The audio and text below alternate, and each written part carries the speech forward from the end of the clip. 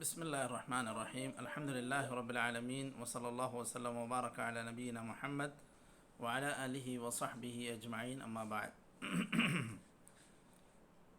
ہم لوگ عمدۃ الاحکام للامام المقدسی اس کتاب کو پڑھ رہے ہیں۔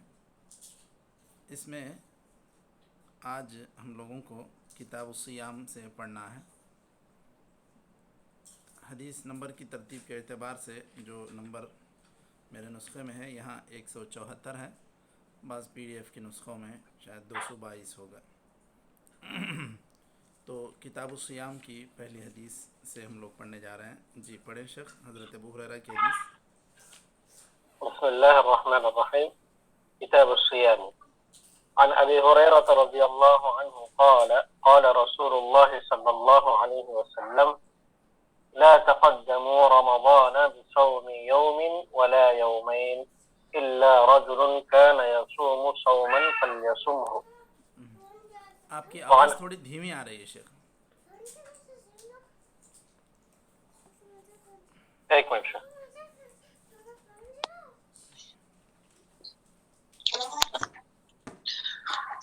جی شیخ، جی اب آ رہی ہے۔ شروع سے پڑھوں؟ ہاں ٹھیک جی ہے، شروع سے پڑھوں جی جی زیادہ بہتر رہے گا۔ جی انشاءاللہ۔ کتاب الصیام عن ابی ہریرہ رضی اللہ عنہ قال قال رسول اللہ صلی اللہ علیہ وسلم لا تقدموا رمضان بصوم يوم ولا يومين إلا رجل كان يصوم صوما فليصمه. وعن عبد الله بن عمر رضي الله عنهما قال سمعت رسول الله صلى الله عليه وسلم يقول إذا رأيتموه فصوموا وإذا رأيتموه فأفطروا فإن غم عليكم فاقدروا له. وعن أنس بن مالك رضي الله عنه قال قال رسول الله صلى الله عليه وسلم تسحروا فإن في السحور بركة. وعن أنس بن مالك رضي الله عنه عن زيد بن ثابت رضي الله عنه قال تسحرنا مع رسول الله صلى الله عليه وسلم مع رسول الله صلى الله عليه وسلم ثم قام إلى الصلاة. قال أنس قلت لزيد كم كان بين الأذان والسحور؟ قال قدر 50 آية.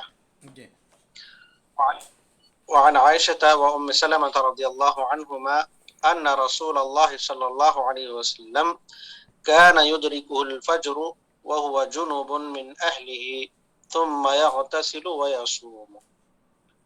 وعن أبي هريرة رضي الله عنه أن النبي صلى الله عليه وسلم قال من نسي وهو صائم فأكل أو شرب فليتم صومه فإنما أطعمه الله وسقاه.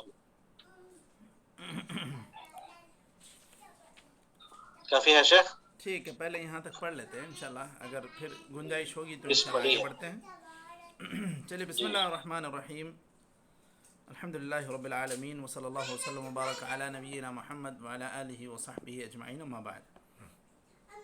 ہم لوگ عمدۃ الاحکام میں کتاب الصیام کی حدیث پڑھنے جا رہے ہیں۔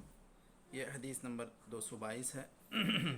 سب سے پہلے صیام کا لغوی اور اصطلاحی معنی کیا ہے؟ صیام لغت کے اعتبار سے الامساک، الامساک لغت کے اعتبار سے کہتے ہیں کسی بھی چیز سے رک جانے کو، یہ لغوی معنی ہے۔ اور شرعی اعتبار سے یا اصطلاحی اعتبار سے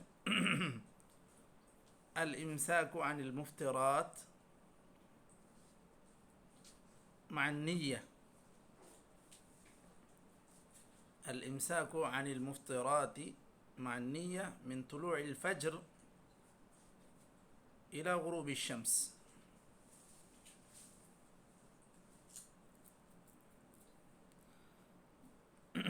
چلیے، تو یہ اصل میں اس کا اصطلاحی معنی ہے۔ اب مفطرات، اس کی جو تعریف ہے الامساک عن المفطرات، بعض لوگوں نے اس کو وما فی معناہا کہا ہے کہ مفطر چیزوں سے یعنی افطار کرا دینے والی چیزوں سے رک جانا، یعنی ایسی چیزیں جس کی وجہ سے انسان کا روزہ ٹوٹ جاتا ہے، ایسی چیزوں سے رک جانا، یا تو کھانا پینا بھی ہو سکتا ہے، یا اس کے علاوہ جماع بھی ہو سکتا ہے، یا اس کے علاوہ کھانے کے معنی میں جو چیزیں ہیں، مثال کے طور پر آج کل جو گلوکوز وغیرہ دیے جاتے ہیں، تو بہت سارے لوگوں کو اگر وہ دے بھی دیا جائے تو پھر اس کو کھانے پینے کی ضرورت نہ پڑے گی، تو یہ کھانے ہی کے معنی میں ہے۔ اگر اس طرح کی چیز کوئی انسان استعمال کرے تو پھر اس کا روزہ بھی ٹوٹ جائے گا، کیونکہ اس کے خون میں یہ وہ چیزیں ساری اس کے اندر جو غذا سے بے نیاز کر دینے والی چیزیں ہوتی ہیں، وہ ساری چیزیں اس گلوکوز میں موجود ہوتی ہیں، تو پھر یہ کھانے پینے ہی کے معنی میں آئے گا۔ بعض لوگوں نے اس کو الامساک عن المفطرات وما فی معناہا کہہ کے قید بڑھائی ہے، اگر وہ نہ بھی بڑھائیں تو یہ ساری چیزیں مفطرات ہی میں شامل ہو جاتی ہیں۔ اور رمضان کے روزے یہ اسلام کا چوتھا رکن ہے، اور یہ بہت ہی افضل عبادتوں میں سے ہے، اس لیے کہ اس کے اندر صبر کی تینوں قسمیں جمع ہو جاتی ہیں۔ سب سے پہلے الصبر علی طاعت اللہ، پھر الصبر عن معاصی اللہ، پھر الصبر علی اقدار اللہ۔ یہ ساری چیزیں اس کے اندر جمع ہو جاتی ہیں۔ انسان کو اللہ کی اطاعت کے لیے صبر کرنا پڑتا ہے بھوک پر، اور اسی طرح اللہ تعالیٰ کی معصیتوں سے تو ہمیشہ ہی آدمی کو دور رہنا چاہیے۔ پھر جب آدمی روزہ ہو تو اس صورت میں اور بھی زیادہ خاص طور پر اہتمام کے ساتھ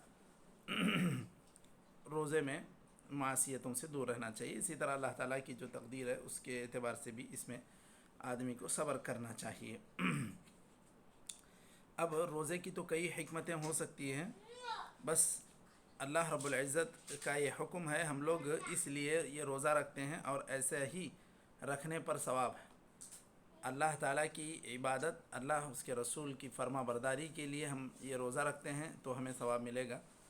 ہم اس کی حکمتوں کی طرف نہیں جائیں گے، اور اس کی حکمتوں کی بنیاد پر یا اس کے صحیح جو فوائد ہیں، انسان کی صحت کے لیے جو فوائد ہیں، اس کی بنیاد پر اگر کوئی انسان روزہ رکھتا ہے تو پھر وہ روزہ ثواب کا وہ باعث نہیں بنے گا، کیونکہ وہ انسان یہ چاہ رہا ہے، جیسے بہت سارے لوگ ڈائٹنگ کرنے کے لیے رکھتے ہیں، یا بہت زیادہ موٹاپے کو کم کرنے کے لیے پوری طرح روزے کی شکل اختیار کر جاتے ہیں۔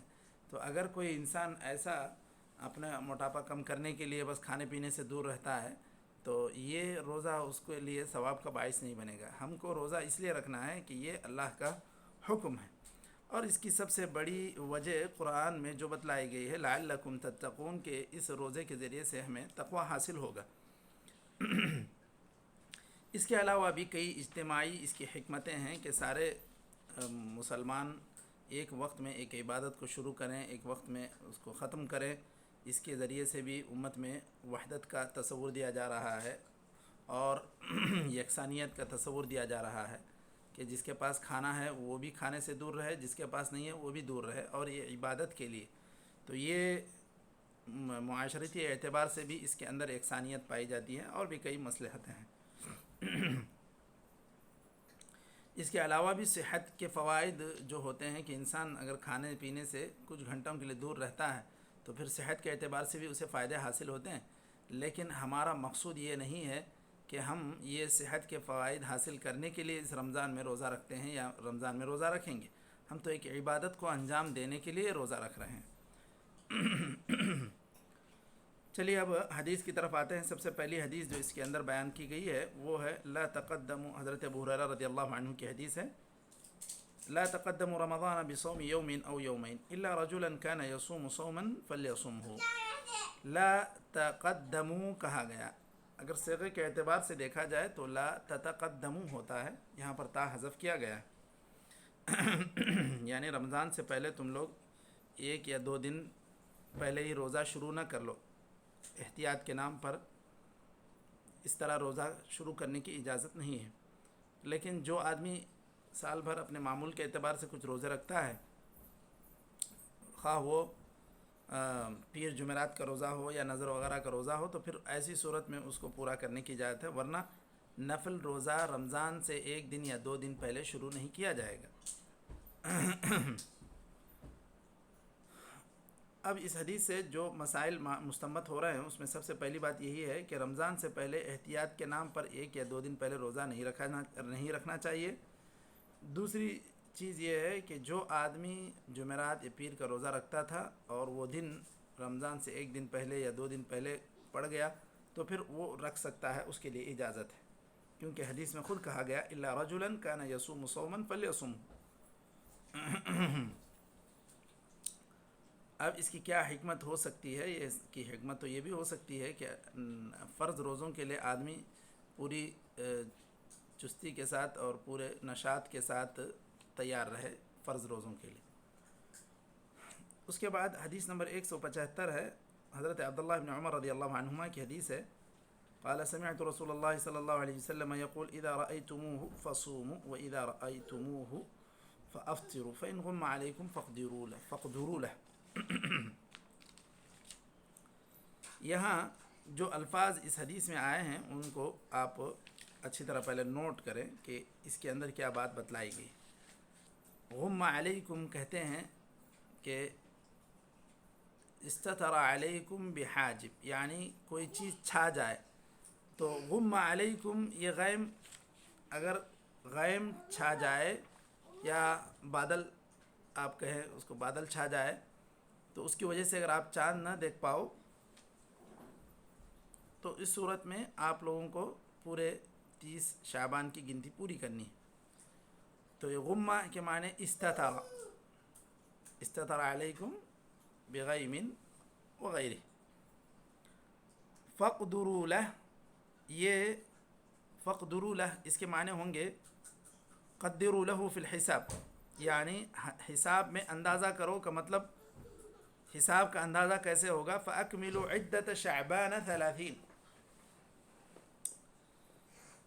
کہ شعبان کی پوری 30 کی گنتی پوری کرو۔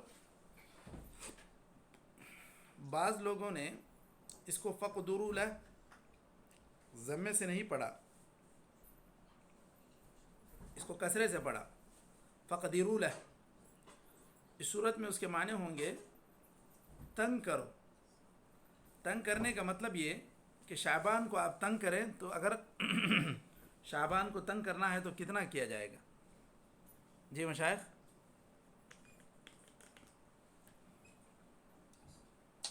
29۔ جی یہ ہے، اگر 29 کرتے ہیں تو پھر وہ تنگ کر دیا گیا گویا کہ، اگر 30 کرتے ہیں تو وہ گویا کہ موسع کر دیا گیا۔ اب اسلامی مہینوں میں یا تو 29 ہوگا یا تو 30۔ 29 اگر آپ کرتے ہیں، شمار کرتے ہیں تو وہ تنگ کر دیے گویا کہ۔ تو بعض لوگوں نے اس دال کو کسرے سے پڑھا ہے اور کہا ہے کہ اگر بادل چھا جائے تو پھر 29 کافی ہے شعبان میں، آپ کو دوسرے دن سے روزہ شروع کر لینا چاہیے۔ یہ امام احمد سے بھی یہ روایت منقول ہے، لیکن جمہور کا مسلک اس میں یہی ہے کہ اگر بادل چھا جائے 29 شعبان کو تو پھر 30 کی گنتی مکمل کی جائے گی، یہی جمہور کا مسلک ہے اور یہی راجح ہے، اس لیے کہ بعض دیگر احادیث میں یہ الفاظ منقول ہیں فَأَكْمِلُوا عِدَّةَ شَعْبَانَ 30۔ بعض دیگر روایتوں میں یہ جملہ منقول ہے صحیح بخاری اور مسلم میں، فَإِنْ غُمَّ عَلَيْكُمْ فَأَكْمِلُوا عِدَّةَ شَعْبَانَ 30۔ تو یہاں صرف کسرہ اور ضمے سے پڑھنے سے مسئلہ حل نہیں ہوگا، جب دوسرے احادیث میں اس کی وضاحت ہے، اس کی شرح موجود ہے کہ یہاں اقدروا لہ کا کیا معنی ہے، کیا مفہوم ہے، تو اس کا معنی و مفہوم یہی بتایا گیا کہ 30 کی گنتی شعبان کی پوری کی جانی چاہیے۔ تو جن لوگوں نے یہ سمجھا اس دال کے کسرے سے کہ اس کو ضیق علی شعبان یا ضیق علی شعبان، تو یہ صحیح نہیں ہے۔ اب جمہور کا یہی مسلک ہے کہ اگر بادل چھا جائے تو اس صورت میں 30 کی گنتی مکمل کی جائے گی، 30 شعبان پورا کیا جائے گا۔ اور یہی شیخ الاسلام ابن تیمیہ اور امام ابن قیم وغیرہ کا موقف ہے کہ 30 کی گنتی پوری کی جانی چاہیے۔ اس کے بعد یہاں ایک مسئلہ اور ہے، اذا رأیتموہ فصوموا واذا رأیتموہ فافطروا فإن غم علیکم فاقدروا لہ۔ دیکھیے رمضان کے روزوں کو رؤیت ہلال سے متعلق رکھا گیا ہے۔ اگر ہلال کی رؤیت ہو، چاند دیکھ لیا گیا تو روزہ شروع کیا جائے گا، اگر چاند نہیں دیکھا گیا تو روزہ نہیں شروع کیا جائے گا۔ یہاں ایک مسئلہ یہ ہے کہ رؤیت ہلال میں کیا ساری دنیا کا مطلع ایک ہے کہ کہیں بھی دنیا میں دیکھ لیا جائے تو اس کو مان کر اس کی بنیاد پر روزہ رکھا جائے، یا اگر آپ بہت کافی مسافت پر رہتے ہیں، آپ کا مطلع الگ ہے، تو آپ کو نہیں رکھنا چاہیے۔ اس میں امام ابو حنیفہ رحمۃ اللہ علیہ کا اور اسی طرح امام احمد کا یہ مسلک ہے کہ دنیا میں کہیں بھی اگر چاند نظر آ جاتا ہے تو وہ اس کو معتبر مان کر دوسرے لوگ روزہ رکھ سکتے ہیں، روزہ رکھنا چاہیے۔ یہ امام ابو حنیفہ اور امام احمد سے یہ بات منقول ہے، اور بعض صحابہ بھی اس طرف گئے ہیں، جو حضرت ابن عمر رضی اللہ عنہما وغیرہ کا مسلک ہے۔ لیکن جو جمہور کا مسلک ہے، اور امام شافعی اس میں خاص طور پر یہ بات کہتے ہیں کہ اختلاف مطالع کی وجہ سے لوگوں کا مطلع جب بدل جاتا ہے تو پھر ایک ملک والوں کی رؤیت دوسرے ملک والوں کے لیے بنیاد نہیں بنے گی۔ اب اس کے لیے انہوں نے جو دلیل دی ہے کہ وہ حضرت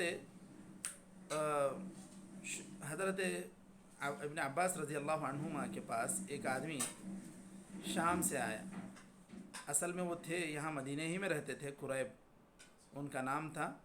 وہ کسی کام سے شام بھیجے گئے تھے، شام وہ گئے شعبان کے آخر میں۔ جب وہ وہاں پہنچے، حضرت معاویہ رضی اللہ عنہ وہاں امیر تھے، انہوں نے جمعے کی رات میں چاند دیکھا۔ مطلب یہ ہے کہ جمعرات کا دن جب گزرا، اس کے بعد جب سورج غروب ہوا تو جمعرات اور جمعہ کے درمیان رات میں انہوں نے چاند دیکھا، اسی کو وہ لیلۃ الجمعہ سے تعبیر کرتے ہیں۔ وہ آئے ابن عباس رضی اللہ عنہما کے پاس مدینے میں، جب ذکر نکلا کہ آپ نے رمضان کا چاند کب دیکھا، تو حضرت قریب جو شام میں تھے انہوں نے کہا کہ ہم نے اور معاویہ رضی اللہ عنہ نے یہ چاند جمعے کی رات کو دیکھا۔ تو حضرت ابن عباس نے کہا نہیں، لیکن ہم لوگوں نے اس کو لیلۃ السبت دیکھا، یعنی جمعہ کا دن جب گزر گیا اور جب سورج غروب ہوا تو جمعہ اور سنیچر کے درمیان وہ اس رات کو ہم نے دیکھا۔ مطلب ہے کہ جمعہ کے دن جب سورج غروب ہوا تو وہاں سے لیلۃ السبت شروع ہوئی، اس دن ہم نے چاند دیکھا۔ تو مطلب یہ ہے کہ شام میں ایک دن پہلے دیکھا گیا تھا اور مدینے میں ایک دن بعد دیکھا گیا۔ جب قریب نے کہا کہ الا تکتفی برؤیت معاویہ وصیامہ، حضرت معاویہ تو عظیم صحابی ہیں، امیر ہیں، کیا آپ ان کے دیکھنے پر اکتفا نہیں کریں گے؟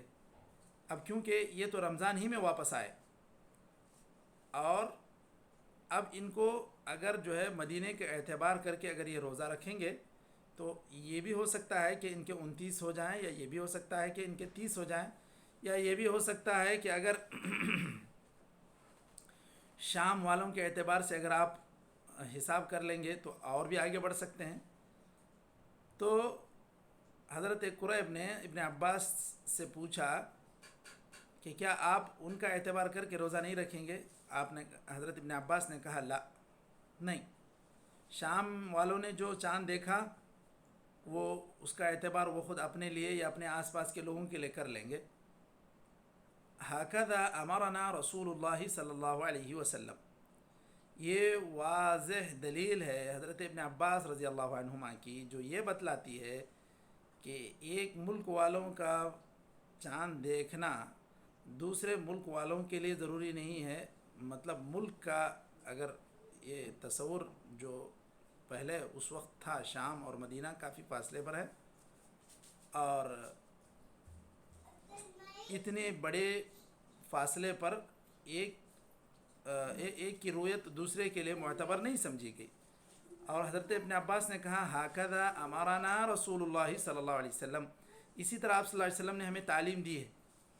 تو یہ بات مرفوع کے حکم میں ہو جاتی ہے جب صحابی رسول یہ کہتے ہیں کہ ہم کو اسی بات کی تعلیم دی گئی ہے. تو مطلب یہ ہے کہ نبی کریم صلی اللہ علیہ وسلم کی طرف سے ایسا ہی ہمیں سمجھایا گیا، تعلیم دی گئی.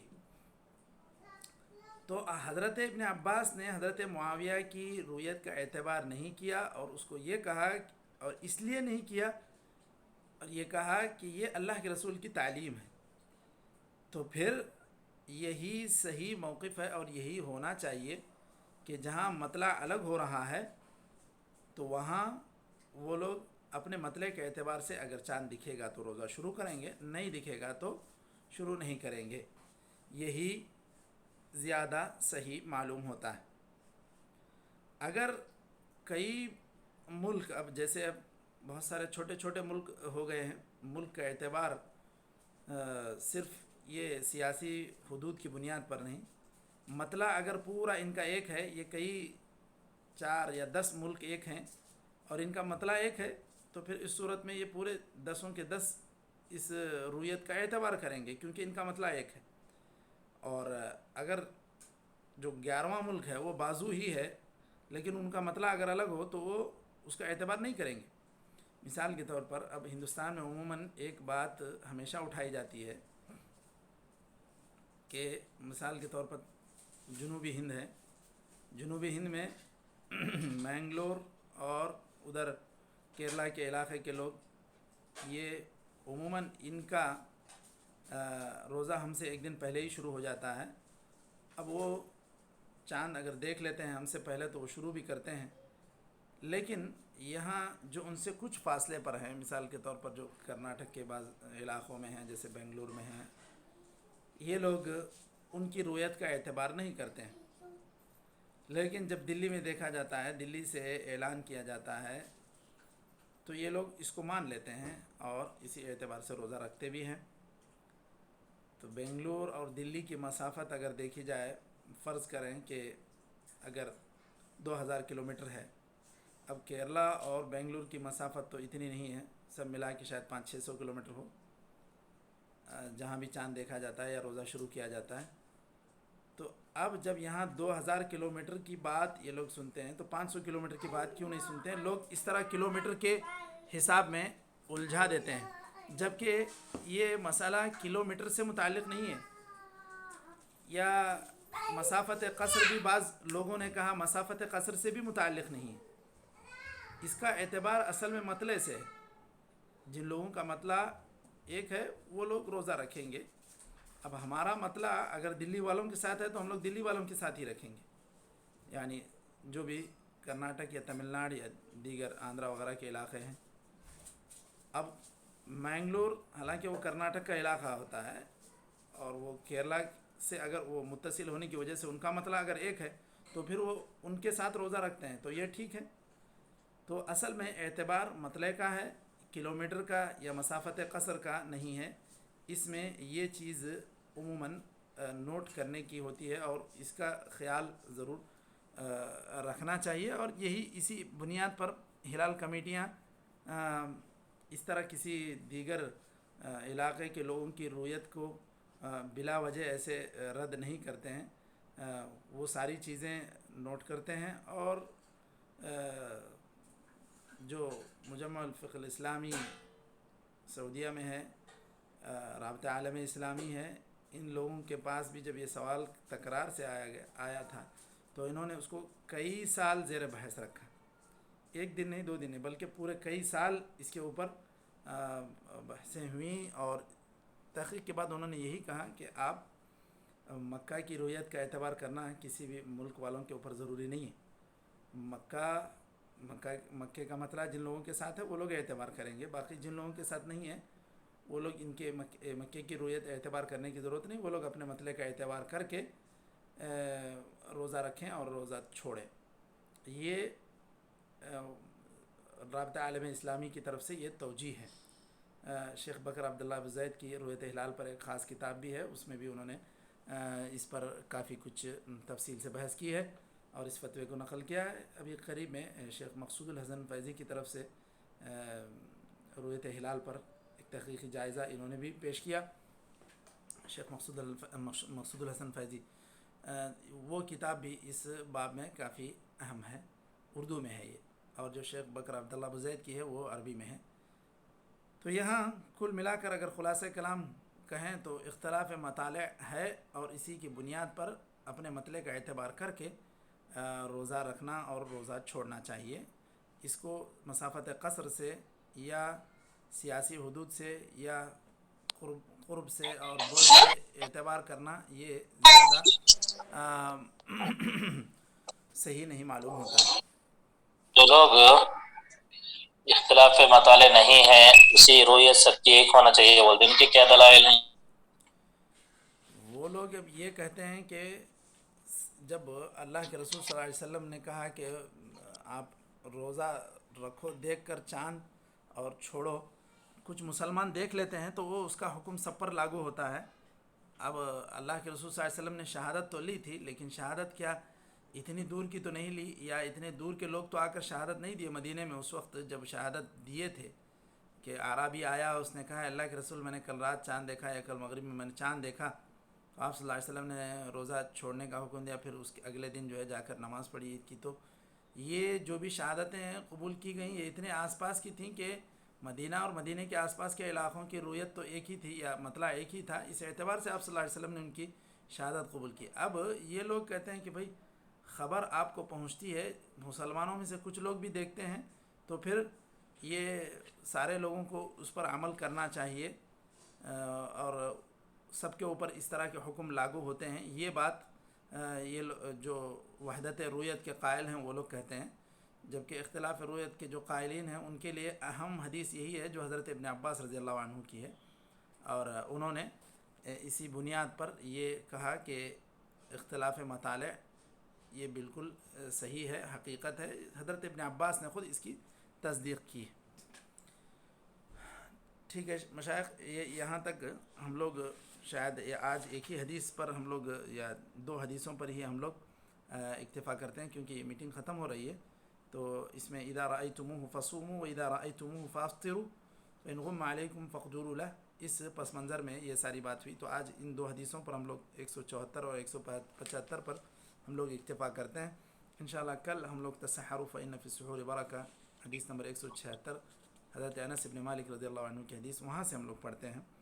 تو نکتفی بہذا القدر وصلی اللہ وسلم علی نبینا محمد۔ ایک بات اور، شاید اچانک میٹنگ ختم بھی ہو سکتی ہے، کہ کچھ لوگ یہ جو نئے نئے آلات ہیں وہ لوگ کچھ اپنے ٹیکنالوجی کے ذریعے سے یہ بتانا چاہیں کہ حساب مہینے کا، ابھی چاند کی ولادت ہوگی، دکھے گا نہیں، رات کے 2 بجے اس کی ولادت ہوگی، تو اس اعتبار سے کیا ہم لوگ روزہ رکھ سکتے ہیں یا نہیں رکھ سکتے ہیں؟ تو صحیح بات یہ ہے کہ اس کا کوئی اعتبار نہیں، وہ چاند کب شروع ہوتا ہے اس کا کوئی اعتبار نہیں، شریعت میں رویت سے متعلق رکھا گیا معاملہ، تو رویت ہوگی تو اس کے بعد ہی معاملہ شروع ہوگا۔ ان لوگوں کا جو حساب رہتا ہے یہ جو کیا کہتے ہیں فلکیات کا اور فلکیوں کا، ان کا کوئی اعتبار نہیں ہے کہ یہ ان کے خبر دینے پر ہم لوگ روزہ شروع کریں گے، ایسی بات نہیں ہے۔ برابر جب رویت ہوگی رمضان کے چاند کی تو وہیں سے روزہ شروع ہوگا، رویت نہیں ہوگی تو 30 کی گنتی شعبان کی پوری کی جائے گی، پھر اس کے بعد رمضان شروع کیا جائے گا۔ یہی واضح اور یہی راجح مسلک ہے۔ نکتفی بہذا القدر وصلی اللہ وسلم علی نبینا محمد وعلی آلہ وصحبہ اجمعین۔ السلام علیکم۔